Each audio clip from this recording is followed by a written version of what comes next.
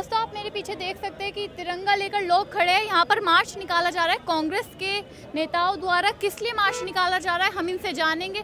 और अंबेडकर की तस्वीर भी लेकर साथ में खड़े हैं। आई लव अंबेडकर को लेकर भी बातें सामने आ रही है। जानने की कोशिश करते हैं कि किस वजह से मार्च निकाला जा रहा है। तो सर, क्यों निकाला जा रहा है ये मार्च? ये CGI पे जो दलित समाज के CGI है उन पे जो हमला किया गया है और मुस्लिमों पे जो हमला होता है, तो ये जो है संघी और RSS की जो कांग्रेस सैनी है इसी की वजह से जो है ये हम मार्च निकल रहे हैं। जस्टिस BR गवई पर जो जूता फेंकने की कोशिश की गई उसको लेकर। जी जी सर, आप क्या कहना चाहोगे?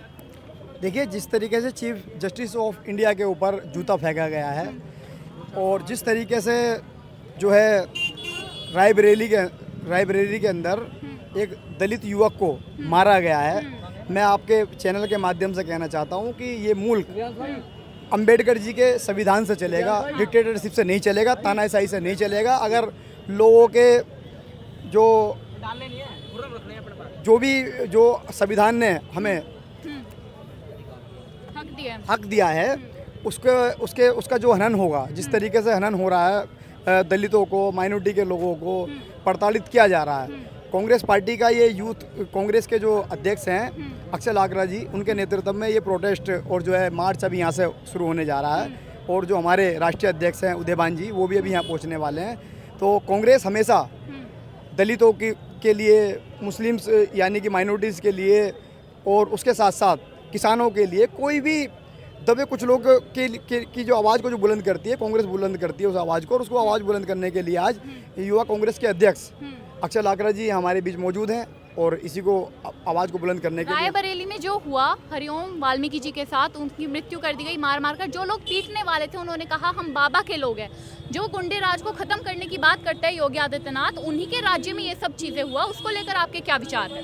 देखिए, बाबा का जो योगी राज है यूपी का जो चल रहा है, वो किसी को दबा हुआ और या छुपी हुई कोई चीज़ें नहीं है।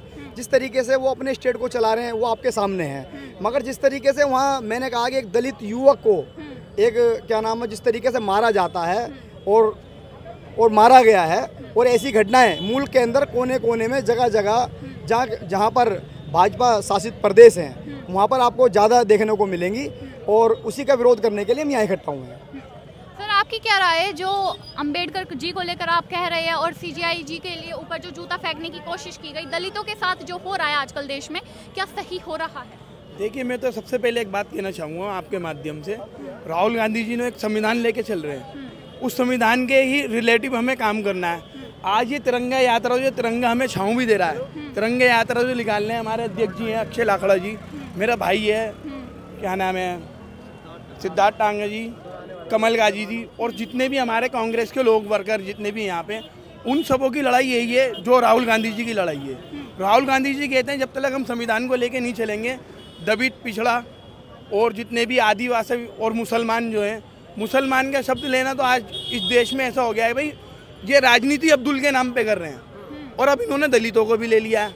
अब आपने जैसे भी बताया कि जी लखनऊ में जो हुआ है, रायबरेली में जो पीड़ित को पीट के उसको मार दिया, उस पर बोलने को राजी नहीं है। बाबा का राज चल रहा, कहाँ राज चल रहा बाबा का? यही राज है कि गरीब को मारो और गरीब को पीटो। इसके लिए मैं तो राम राज्य है ना, कि यूपी में तो राम राज्य नहीं है, इन्होंने रावण राज्य कर दिया है। रावण के वंशज है, इन्होंने रावण राज्य कर रखा है। राम राज्य होता तो राम के उस पर चलते। सीता जी को कैसे रखा उन्होंने, राम राज कैसे लेके आए? इन्हें तो राम राज की परिभाषा ही नहीं पता। इन्होंने मेरे ख्याल से गीता नहीं पढ़ी, ना इन्होंने पुराण पढ़ा। इन्होंने तो गोडसे की किताब पढ़ी है और गोडसे के वंशज हैं, गोडसे के नक्शे कदम पर चल रहे हैं। संविधान का पालन नहीं करती क्या बीजेपी? संविधान का जो बाबा साहब को नहीं मानते, वो संविधान का पालन क्या करेंगे? बाबा साहब को मानते ही नहीं है। आज तुम कहीं भी देख लीजिए, इनके कहीं भी कितने भी वो हैं, इनको ऑफिस वगैरह हैं, कहीं भी बाबा साहब की कोई इनको प्रतिमा नहीं मिलेगी, कोई वो नहीं मिलेगी। बाबा साहब के तो खिलाफ हैं, ये भी तो गोडसे को आगे लेके आते हैं। योगी आदित्यनाथ ने जो कानपुर बरेली में भी हुआ आई लव मोहम्मद को लेकर, उस पर टिप्पणी की थी कि मौलाना भूल गया था कि यहाँ पर किसकी सरकार है, ये सब यहाँ पर नहीं चलेगा। क्या उत्तर प्रदेश के मुख्यमंत्री का ये बयान देना ठीक था? हाँ, मौलाना भूल गए थे। मौलाना ये भूल गए थे कि देश संविधान से नहीं चल रहा। ये जो उत्तर प्रदेश है ये बाबा के इशारे पे चल रहा है, और ये जो है सावरकर की विचारधाराओं पे चल रहा है। गोडसे की नस्लें हैं, उनकी विचारधारा पे देश चल रहा है और ये चलाने जा रहे हैं। मगर ये युवा, देश का युवा राहुल गांधी के पीछे है, राहुल गांधी के साथ है, और ये युवा ये होने नहीं देगा, और ना इस देश में ऐसा काम होगा, ना होगा और ना होगा। और मुख्य न्यायाधीश के ऊपर ये जो जूता फेंका गया है, हाँ। ये मुख्य न्यायाधीश के ऊपर जूता नहीं फेंका गया है, ये जो हमारे प्रधान सेवक हैं, जो अपने आप को कहते हैं सबका साथ सबका विकास, ये उनके मुंह पर भी जूता मारा गया है।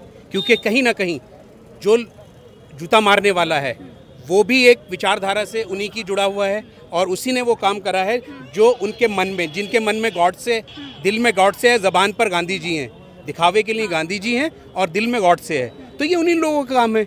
जो बीजेपी का कहना है संविधान से ही सरकार चल रही है, सुप्रीम कोर्ट भी यही कहता था संविधान से काम हो रहा है, लेकिन सुप्रीम कोर्ट के ही सीजीआई पर जूता फेंक दिया जाता है। देखिए, मैं उसी वाले कह रहा हूँ, ये जूता जो फेंका गया है ये सीजीआई के ऊपर नहीं फेंका गया है, ये प्राइम मिनिस्टर के मुंह पर भी मारा गया है।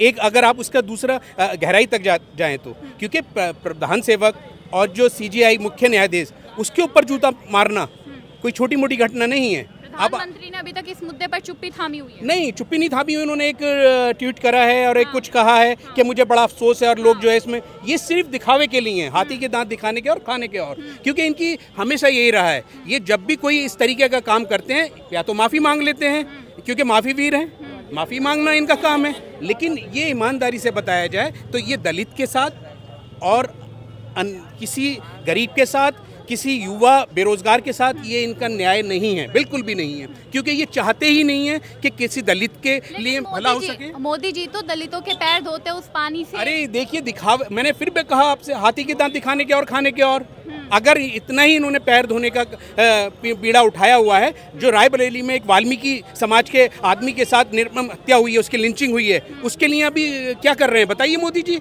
वो एक भी उन्होंने ट्वीट कराया है, एक भी आके उन्होंने प्रेस पे आके कोई बात कही है? पहली बात तो प्रेस से वो डरते हैं, क्योंकि अभी एक तारीख रख दी गई है, कोई अक्टूबर में एक वो प्रेस रखेंगे, वो वही आम छील के काटते हैं, काट के खाते हैं, वही आएंगे। आजकल जैसे उन्होंने पूछा, संतरा छील के खाते हैं, काट के खाते हैं अक्षय कुमार जी, वही उनके ऐसे लोग उनके इंटरव्यू लेंगे। आरएसएस से जोड़ा जा रहा है, ये जो सुप्रीम कोर्ट के जज पर जूता फेंका गया, जिस वकील ने फेंका वो आरएसएस का व्यक्ति है, ये बात कही जा रही है। उस पर क्या लगता है कि आरएसएस भी जुड़ा हुआ था कहीं ना कहीं? देखिए, ऐसा है, आरएसएस की विचारधारा आप भी जानते हैं अच्छी तरह, हम लोग भी जानते हैं, और पूरे हिंदुस्तान के जो हिंदुस्तान से प्यार करने वाले हैं वो आरएसएस की हर रग रग से वाकिफ हैं, क्योंकि आरएसएस बिल्कुल भी भीमराव अम्बेडकर जी को पसंद नहीं करता, और जो दलित है उनको पसंद नहीं करता, क्योंकि अगर दलित समाज से अगर पसंद करते हैं तो अपने जो उनका आरएसएस का जो एक जो ऊंचा पद है वो दलित समाज के किसी आदमी को दे के दिखा दें। बताएं आप खुद।